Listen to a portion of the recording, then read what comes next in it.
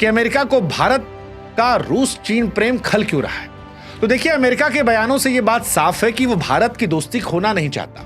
भारत का रूस और चीन के साथ बढ़ता दोस्ताना अमेरिका के ग्लोबल दबदबे और सुपर पावर स्टेटस के लिए चुनौती है। अमेरिका की ताकत दरअसल दो चीजों पर टिकी है, एक उसका डॉलर पैसा और दूसरा उसकी सैन्य ताकत। लेकिन एससीओ समिट में जब नरेंद्र मोदी, पुतिन और जिनपिंग एक साथ हंसते मुस्कुराते नजर आए तो वॉशिंगटन में किसी थ्रिलर फिल्म के ट्रेलर की तरह आग लग गई। कैसे, समझाते हैं। अमेरिका की ताकत का आधार उसका डॉलर है, जो वैश्विक व्यापार की रीढ़ है। एससीओ देश जो दुनिया की 40% आबादी है, अकेले भारत और चीन और रशिया को ले लीजिए तो लगभग 38% आबादी इसी में आती है।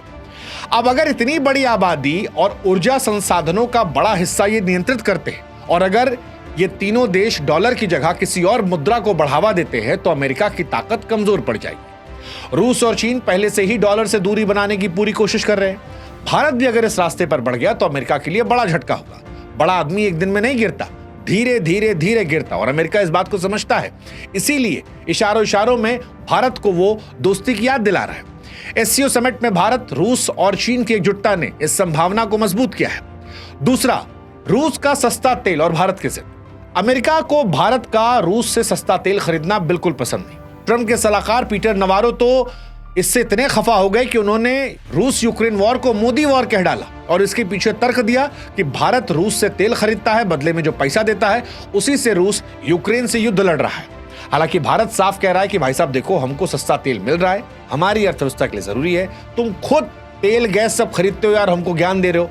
हमको ज्ञान मत दो, अपना काम से काम रहो, हमारी विदेश नीति हम तय कर लेंगे।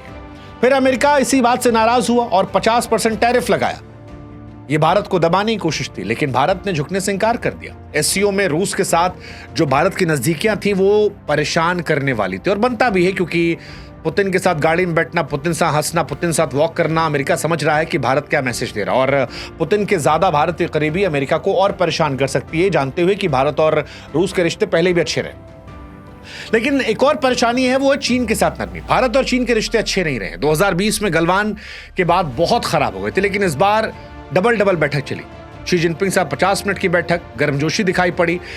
एससीओ में जो मैसेज आया वो भी पहलगाम को लेकर आया, तो चीन ने भी कोशिश की भारत को अपनी तरफ लाने की।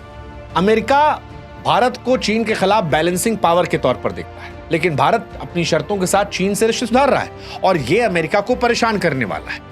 सबसे बड़ी बात यह कि एससीओ कहीं नई वैकल्पिक व्यवस्था ना बन जाए, क्योंकि एससीओ समिट में जिनपिंग ने धमकाने वाली नीतियों की आलोचना की, एक नई वैश्विक व्यवस्था की वकालत की जिसमें संयुक्त राष्ट्र की भूमिका अहम हो।